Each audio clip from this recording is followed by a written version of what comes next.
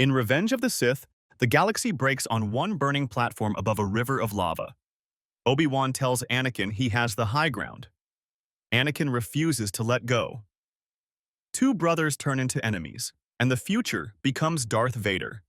But what if that moment doesn't finish the way it always does? What if Ahsoka Tano arrives before the final strike and stops the fight between Anakin and Obi Wan? Let's begin. Ahsoka is on the observation deck of a Republic cruiser when the first warning hits her. The stars look the same as they always do. Cold, far, endless. But the Force feels wrong. Not like an ambush, not like danger you can point at, more like a pressure change in the air right before a storm breaks. Around her, the ship hums with routine. Clones move through corridors. Officers talk about supply routes and cleanup operations. Grievous is dead. The Separatists are collapsing. Everyone is acting like the war is finally running out of road.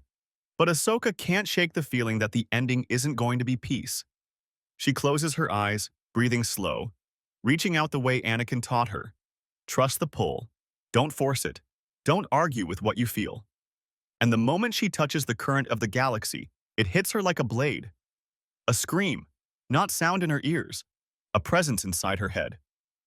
Grief and rage so violent, it folds her in half and steals her breath. Her lekku stiffen. Her hands clamp the railing like she's going to fall into space. Ahsoka! Rex is there instantly, gripping her arm, steadying her. She can barely hear him. The sensation is too big, too sharp, like the Force itself just flinched. And she knows that presence. Anakin. Not the Anakin who teased her in briefings. Not the Anakin who called her snips like the whole galaxy was a game. This is someone shattered, someone burning. Someone pushed past a point Ahsoka didn't even know existed. The vision comes in broken flashes. Yellow eyes where blue should be. Firelight on metal. A face twisted between power and panic. The smell of smoke and death is so sharp it turns her stomach. A lightsaber igniting in a place that should never hear one again. She snaps back into herself, gasping, the deck spinning under her boots. Rex's voice turns urgent. "Commander, we're receiving new orders from command." Ahsoka stares at him like he's speaking another language. "Something's happened to Anakin," she says, and her voice sounds too small for what she just felt. "Or something's about to happen. I need to get to Coruscant." Rex's expression tightens. "We're not scheduled to dock there." "I'm not waiting for a schedule." The decision clicks into place inside her like a lock. No debate, no fear, just clarity. Time matters now. Rex glances down the corridor like he can already feel trouble taking shape. "You'll need clearance codes and someone to cover your departure." She looks at him, and for a second she sees the person inside the soldier, the one who followed her through years of chaos because he believed in her. "Rex, I'll handle it," he says before she can finish. Hangar 3. There's a small courier ship, fast, hyperspace capable. I'll tell the deck officer you're on a priority reconnaissance run. Ahsoka swallows the lump in her throat. In a war that taught everyone to be cautious, Rex is choosing loyalty without hesitation.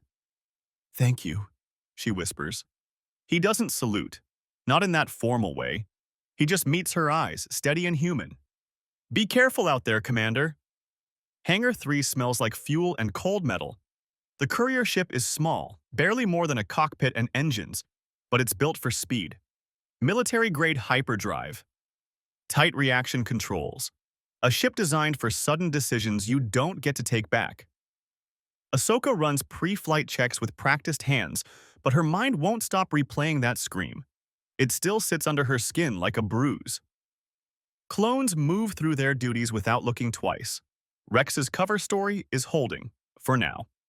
She climbs into the cockpit and seals the hatch. The controls glow under her fingertips. The engines warm. Systems hum like they're eager to run. Then the comm crackles. "You're clear for departure, Commander. May the Force be with you." Ahsoka exhales. "And with you, Rex." The repulsors lift. The ship rises. She guides it toward the hangar opening, the shimmering atmospheric shield beyond it like a thin veil between her and open space. She's meters from that shield when the comm erupts into static. A new voice cuts through, cold and absolute. "Execute Order 66." For a heartbeat, the words don't even land. Then the force tightens, like a wire pulled too hard. Through the rear viewport, she sees the clones turn in unison. Not like men choosing, like something inside them just got flipped. Blasters lift as one. A Jedi officer near the control booth barely has time to look up before the first volley shatters transparisteel and drops him where he stands. Ahsoka's blood turns to ice. Red bolts rip across the hangar toward her ship. She slams the throttle forward.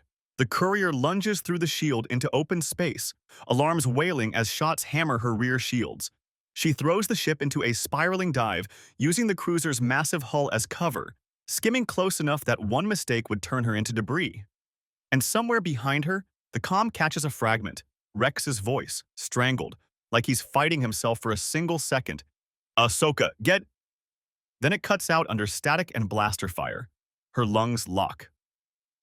Order 66 didn't just turn clones against one Jedi. It turned them against all of them. Every Jedi, everywhere. And Anakin is on Coruscant. She breaks from the cruiser's shadow and pushes the engines past safety limits. The ship shudders, but holds. Behind her, fighters launch, shapes blooming from hangars, weapons already hot. Ahsoka doesn't have the firepower to fight a squadron. She has one option: run. She punches in random coordinates without caring where they lead and slams the hyperdrive. Stars stretch, blaster fire smears into nothing. The cockpit fills with hyperspace's blue-white tunnel and the sound of her own breathing, harsh, fast, like she's trying to outrun the galaxy. When she drops out again, her hands are still shaking. Unfamiliar star system, quiet, indifferent. The nav computer cycles through charts and finally spits out a name. Polis Massa System, Outer Rim. Ahsoka closes her eyes for half a second, forcing her mind back into motion. She can't afford to sit here. Not now. Not with that scream still in her bones. She scans Republic and emergency channels, mostly static, encrypted chatter, panic buried under clipped military language. Then a clean holonet broadcast cuts through. Palpatine's face fills the screen, solemn and controlled, as if grief is just another mask. "My fellow citizens," he says, "the Jedi Order has attempted to overthrow the Republic." Ahsoka's stomach turns. The speech keeps going, treachery, safety, stability, until the broadcast shifts to footage. Grainy. Security camera angle, the Jedi Temple corridors, and there he is. Anakin Skywalker, lightsaber ignited, moving through the halls with clone troopers behind him like shadows. For a moment, Ahsoka can't hear anything. The cockpit shrinks. The galaxy narrows into one image that refuses to make sense. Anakin led the attack. Anakin cut down the temple. Anakin is with Palpatine. Her mind tries to protect her with memories, like if she stacks enough of them, the footage will stop being real. The day she was framed, the Council's cold certainty, the trial that felt like a sentence. And through all of it, one person never stopped fighting for her: Anakin. Now the holonet is telling her he became the thing he always feared. She could vanish. The Outer Rim is full of places where names get lost and wars don't reach.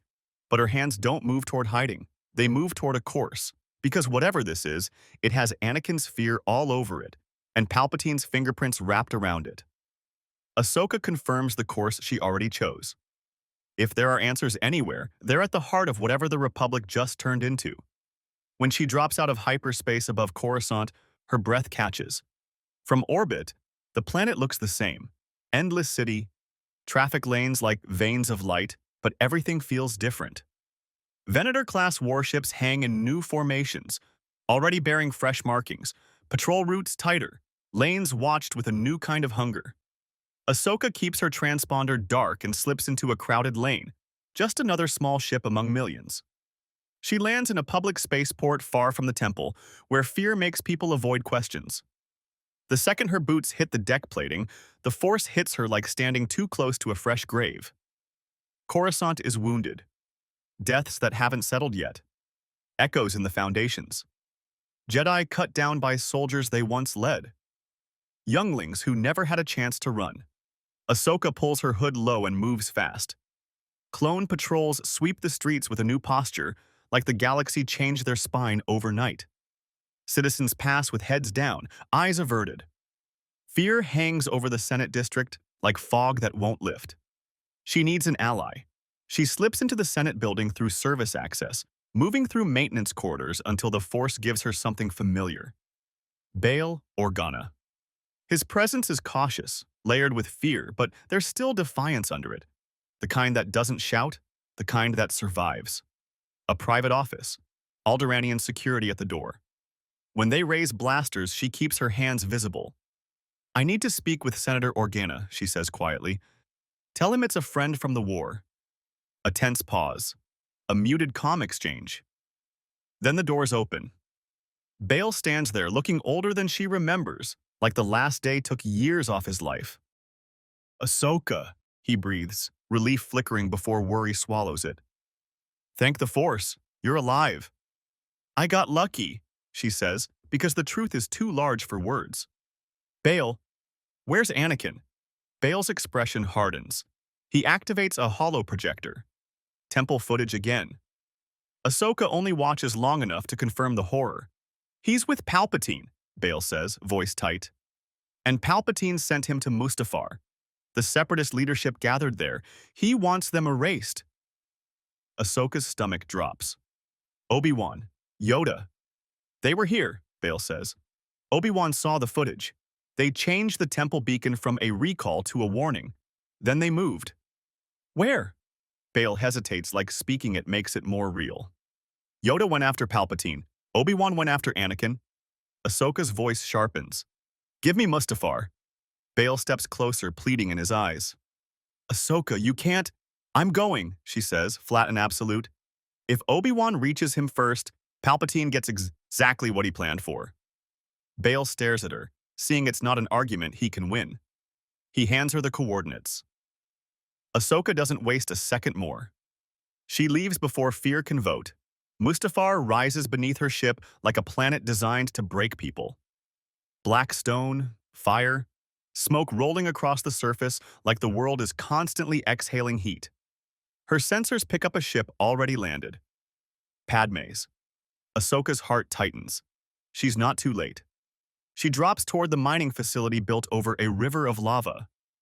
Walkways suspended above molten rock, corridors lit by the glow of fire, droids deactivated like someone killed the lights and forgot to turn them back on. The heat slams into her when she opens the hatch. Sulfur and ash in every breath. She doesn't go straight for the platform. Not yet. She heads for Padme's ship first, guided by urgency and a sick instinct. Inside, just past the ramp, she finds Padme sprawled on the deck plating, unconscious, throat bruised, breath shallow. One hand curled toward her stomach like her body is guarding what matters most. Ahsoka's world narrows. "Padme." Padme doesn't respond. Ahsoka doesn't waste time asking why. The marks answer for her. She activates the onboard medical kit. A small medical droid rolls out, lights scanning, voice flat and urgent. "Airway trauma detected. Oxygen is compromised. Severe stress response." "Stabilize her," Ahsoka says. "Keep her still. Lock down and run silent." The droid chirps compliance and begins work. Ahsoka steps back into the heat, and now the facility feels like a trap with teeth. Then she feels them. Obi-Wan Kenobi, tight with grief and duty. Anakin Skywalker, a storm wrapped in skin. The duel is already in motion when she reaches the main platform. Blue blade against blue blade, but it doesn't feel like the same color anymore. Obi-Wan fights like a man trying to hold back a tidal wave. Anakin fights like a man who decides nothing matters except winning. They circle, strike, sparks spray into smoke. "I will do what I must," Obi-Wan says, voice breaking through the roar. "You will try," Anakin snarls back, hating it sharp enough to sound rehearsed. Ahsoka stays hidden for one breath, searching for the exact second she can step in without becoming another trigger. The fight climbs toward its ending. Obi-Wan leaps to the embankment, higher ground, blade raised. "It's over, Anakin," Obi-Wan says, raw now. "I have the high ground." Anakin's face twists. The Force surges around him like he's about to tear the world apart just to prove he can. Ahsoka steps out. "Anakin," she calls, and her voice cuts through heat and rage like cold water. "Stop." Both men freeze. The platform still groans. Lava still churns below. Heat still presses against skin. But time changes anyway. Because a third presence just walked into the moment that was supposed to end him. Anakin turns slowly. His eyes are yellow, not empty, not dead, but wrong enough that it looks like someone painted over him. Ahsoka? Obi-Wan snaps, shock and warning together. Get back. He's too dangerous. Ahsoka doesn't look at Obi-Wan. She keeps her eyes on Anakin, like if she blinks, she'll lose him. Anakin takes a step toward her, blade still ignited. You're with him, he says, and underneath the anger is something that aches. You came to finish it. No, Ahsoka says, simple and firm. I came to stop you from making it worse. Anakin laughs, jagged. Worse? He gestures at Mustafar like it's a stage built for him. Look at me, Snips. I'm more powerful than any of them ever were. The Council held me back. Their rules held me back. I don't need... His voice catches. He stops mid-sentence like the crack in it surprised him. Ahsoka takes one careful step forward, palms open. Then why does it sound like you're trying to convince yourself? Anakin flinches. His free hand rises to his face. He stares at the wetness on his fingers like it belongs to someone else. I'm doing what I have to do, he says, thin now, to save Padme. Ahsoka holds his gaze. She's alive. The words hit him like a stun blast. His entire body seizes on them, like a drowning man grabbing air. She's on your ship, Ahsoka adds, steady. A medical droid is stabilizing her right now. Obi-Wan's expression flickers, pain sharpening into something focused. He doesn't speak. He listens, because the shape of this moment just changed. Anakin's blade wavers. Ahsoka doesn't rush him. She keeps her voice even, like she's talking to someone standing on the edge of a drop.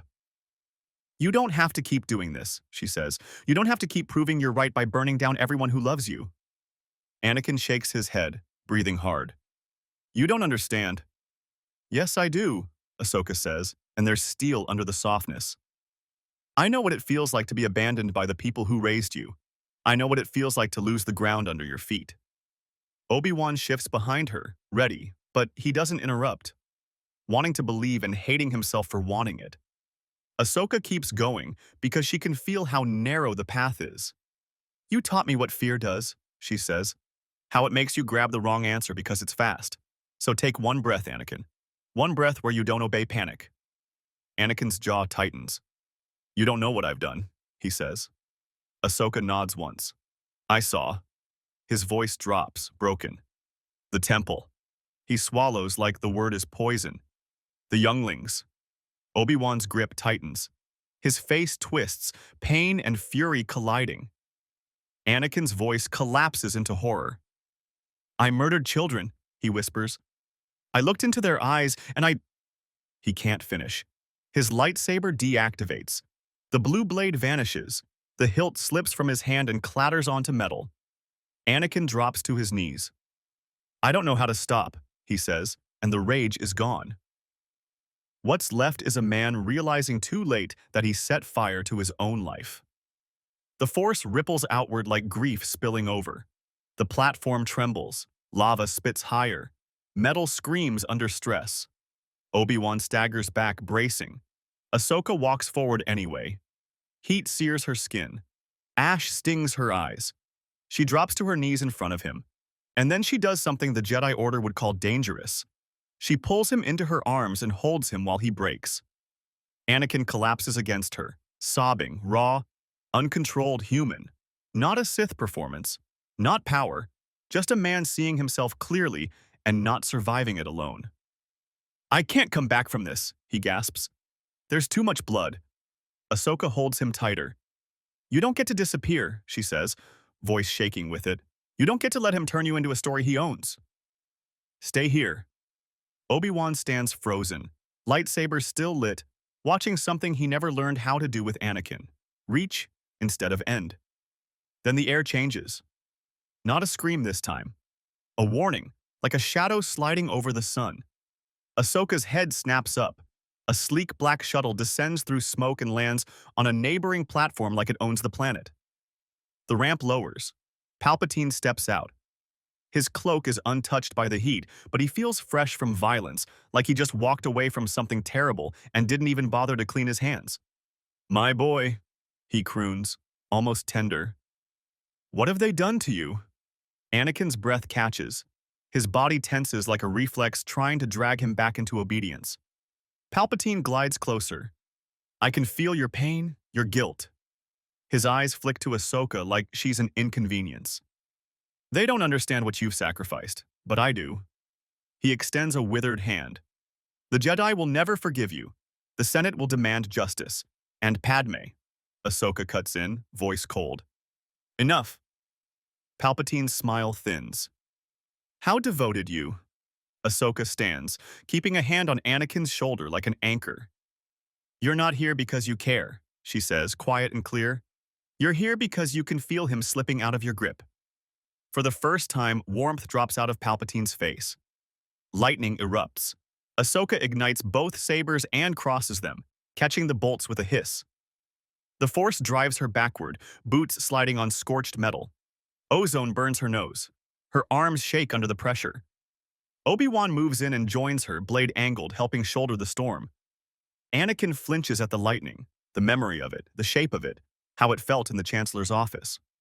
Then he makes a choice. He reaches down, grabs his fallen hilt, and ignites it. Blue light snaps back into existence. He steps forward beside them and brings his saber up, catching part of the lightning's flow. The pressure is brutal. It wants to push him down. It wants to remind him how easy obedience is. No, Anakin says, voice low and shaking. Not again. Palpatine's eyes sharpen. You belong to me. Anakin's breath stutters. His hands tremble. Then his face hardens into something different, not rage, decision. I did terrible things, he says, ugly and honest. I can't erase them, but I'm done letting you use them to own me. He doesn't reach for darkness to fight darkness. He reaches for will. The platform groans as Anakin slams a focused telekinetic shove into the deck beneath Palpatine's feet, buckling metal and stealing his balance for half a second. Half a second is all Obi-Wan needs. Obi-Wan strikes, not at Palpatine's body, but at the shuttle's exposed ramp mechanisms, slicing cables and hydraulics. Sparks explode. The ramp jerks and collapses crooked, turning Palpatine's clean exit into an irritation he didn't plan for. Ahsoka presses forward, blades up, forcing Palpatine to give ground instead of advancing. For the first time in decades, uncertainty flickers across Palpatine's face. He cuts off the lightning and straightens, breathing controlled, eyes full of pure hate. The galaxy will know what you've done, Skywalker, he says, venom smooth. And when you have nowhere left to run, you will come crawling back. He turns, stalks into his shuttle over sparking debris, and seals the hatch. The ship lifts off and vanishes into smoke and ash. Silence slams down. Anakin's arms drop. His legs give out. He collapses again, like resisting Palpatine draining the last thing holding him upright. Ahsoka catches him. Obi-Wan stares at the empty space where Palpatine disappeared, face tight with the realization that this war just changed shape. Obi-Wan's voice comes out quiet. He'll hunt you. Anakin doesn't look up. I know. Obi-Wan's eyes glisten with grief that has nowhere to go. The surviving Jedi will too. Ahsoka steps between them, not threatening, just immovable. Then we don't let Palpatine turn this into a public execution he can parade. Obi-Wan looks like he wants to argue. And then he can't find a clean argument that isn't just another kind of surrender. Ahsoka turns toward the corridor leading back to Padme's ship. We leave. Now. They don't stay on Mustafar. They can't. Palpatine doesn't need to win this fight today. He just needs time to bleed Anakin until he crawls back. Obi-Wan pilots Padme's ship. Ahsoka takes the courier with Anakin slumped in the co-pilot seat, silent and hollow, like he's afraid one wrong word will shatter him. They jump together into hyperspace. In the quiet of the cockpit, time stretches. Eventually, Anakin speaks, barely above a whisper. Why did you come? Ahsoka keeps her eyes on the stars. Because you didn't stop fighting for me when everyone else did. Anakin's fingers curl against his own knee like he's trying to hold himself together. I killed children, he says, and the words hit like confession and punishment at the same time. How do I live with that? Ahsoka doesn't lie. She doesn't make it neat. I don't have a clean answer, she says. But I know you don't get to turn that horror into an excuse to keep falling. If you're alive, you still get to choose what happens next, and you're not carrying it alone. They regroup with Padme's ship in the void between lanes, and Ahsoka boards long enough to see Padme again, pale, breathing, monitored by the medical droid like every second matters. The droid turns its head. The patient is stable, however, she is carrying twins. Recent trauma has complicated the pregnancy. Immediate specialized care is recommended. Twins? Anakin breathes, and for 1 second the galaxy stops being war and guilt and becomes something fragile and real. Ahsoka's mind snaps back to the only place she knows that's quiet, remote, and already on her charts. Police Massa, she says. There's a medical station in system. It's off the main lanes. Obi-Wan nods once. Then we go. Police Massa is cold and silent compared to Mustafar's fire. The station is sterile and small, tucked into rock like it was built to be forgotten. That's exactly what they need. Padme gives birth in the middle of a galaxy that just branded the Jedi traitors and crowned the Emperor as savior. Luke and Leia arrive healthy, tiny, innocent. 2 new lives in a moment that feels like the universe should only be able to produce death. Anakin holds them and breaks again, but this time it isn't the collapse of a man falling into darkness. It's the collapse of a man realizing what he almost destroyed. His hands shake as he cradles them, hands that ignited a blade in the temple, hands that reached for Padme's throat, now holding something that trusts him completely without knowing his sins. He can't stop crying. Ahsoka and Obi-Wan keep watch, not hovering, just close enough. Close enough to be real. Because the dark side doesn't leave like a door slamming shut. It lingers at the edges of quiet. It waits for weakness. It offers the same ugly bargain: you can't be forgiven, so you might as well be feared. And Anakin is going to face a lot of quiet. They can't stay together. Not in one place, not with the Empire tightening its fist. Padme makes the decision with them, voice cracked but steady. The children don't get to be targets just because of who their parents are. Obi-Wan makes the first hard call. Luke goes to Tatooine. Family, dust, anonymity, the kind of hiding place powerful people never respect enough to search. Leia goes with Bail Organa, walls, light, protection, and a future that doesn't feel like running every second. Ahsoka watches the choices happen and feels the grief of splitting a family to save it. Anakin doesn't argue. He looks like a man who knows he doesn't deserve to keep anything whole. The Empire needs a story too, a clean legend. So Obi-Wan and Bail help make one. Anakin Skywalker is declared dead, lost on Mustafar, a lie that protects more than his body. It protects the twins. It protects the thin sliver of hope Palpatine doesn't get to crush with one public spectacle. And Vader? Vader becomes an unfinished plan, a name Palpatine can still whisper into the dark if he needs a monster later, but not the perfect symbol stalking the galaxy in black armor, not the myth that terrifies whole systems into obedience. Ahsoka disappears with Anakin and Padme into the Outer Rim, away from main lanes, away from eyes that look too closely. They find a small colony world where people are too busy surviving harvest seasons and fixing broken machines to ask why 3 strangers keep their names buried. They live carefully, quietly, not happily at first. Anakin wakes from nightmares drenched in sweat. Some days he can't look at himself. Some days he stares at his hands like they belong to someone else. Padme stays anyway.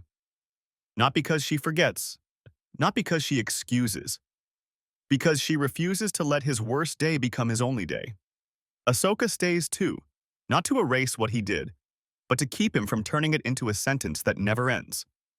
And when the dark side whispers the easy lie, there's no redemption, so you might as well be powerful, Ahsoka answers it with something simple. Presence.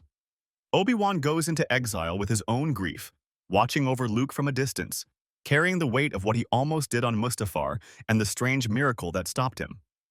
Bail returns to politics with a new purpose, raising Leia inside the heart of a regime that thinks it's already won, preparing her to become something it can't predict. Yoda vanishes into shadow because the fight isn't over. It's just become quieter, longer, more patient. And somewhere in the Outer Rim, Anakin Skywalker lives as a broken man trying to become human again. He doesn't get a clean redemption. He gets the hard version. The version where you wake up every day with the memory of what you did, and you still choose not to become it again. The Jedi couldn't save Anakin Skywalker, but his Padawan reached him when the blade was already raised. And that changes everything. Because if Anakin doesn't become Vader, the Emperor loses the perfect fist he planned to use to crush the galaxy. The Empire still rises, but it rises without its most terrifying symbol. No black-armored myth to stalk corridors and make planets surrender before the first shot is fired. If you want to come with us on this journey through a galaxy far, far away, then hit like, subscribe, and tell me in the comments. Do you think Anakin could really stay on this path? Or does Palpatine always find a way to drag his mark back into the dark? May the Force be with you.